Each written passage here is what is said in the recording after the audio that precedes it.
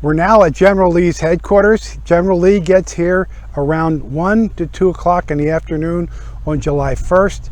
He takes over this little farmhouse as his headquarters behind me.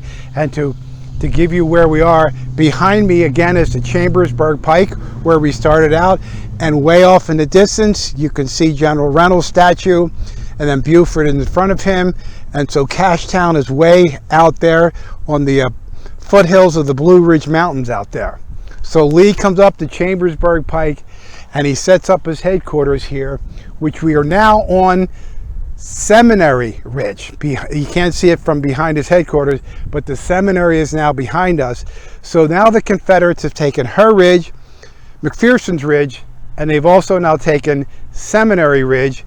And this is General Lee's headquarters, and he is here till very early in the morning on July 4th, when he makes a decision that they need to retreat back towards Cashtown and then back down into Virginia.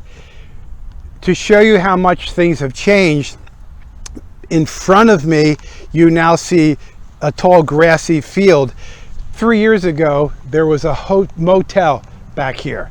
There was a 50-room motel back here with a parking lot all behind me, and then the Civil War Preservation Trust was able to purchase this piece of land and take it back to the way it looked during the battle with General Lee's headquarters. This piece of land cost the Preservation Trust $8 million. But they thought it was worth it to buy it and then to reestablish it as part of the battlefield. So if you look straight down the Chambersburg Pike, the Confederate soldiers are coming towards us, and then the town of Gettysburg is to my left down the hill. And so again, Lee has a very, very advantageous headquarters here, because now Lee is on the high ground, and so the Confederates now can fight this second and third day all the way from Culp's Hill, all the way down past Seminary Ridge, all the way down the line where eventually where Pickett's Charge is and Longstreet's Corps, and the Union soldiers are now inside on Culp's Hill, Cemetery Hill, all the way down the Little Round Top. So a small building. This would be a rather large farm home at that point in time, even though today by our standards it's fairly small.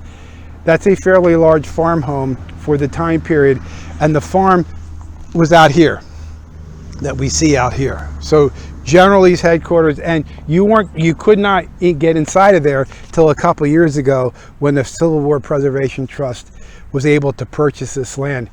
And just a side note, if you can see the fence, this usually rail fences are 3 rails.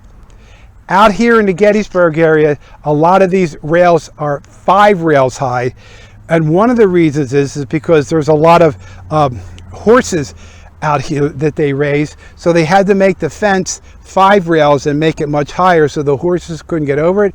This type of fence plays major havoc on the third day, when particularly Pickett's his men are trying to get over that fence, and they don't realize at first that there's 5 rails there that they have to get over down on the Ebbetsburg Road. So this 5 rail fence is very, very popular, and it's all over this battlefield, as well as the fence that you can look at that zigzag that's called a snake fence.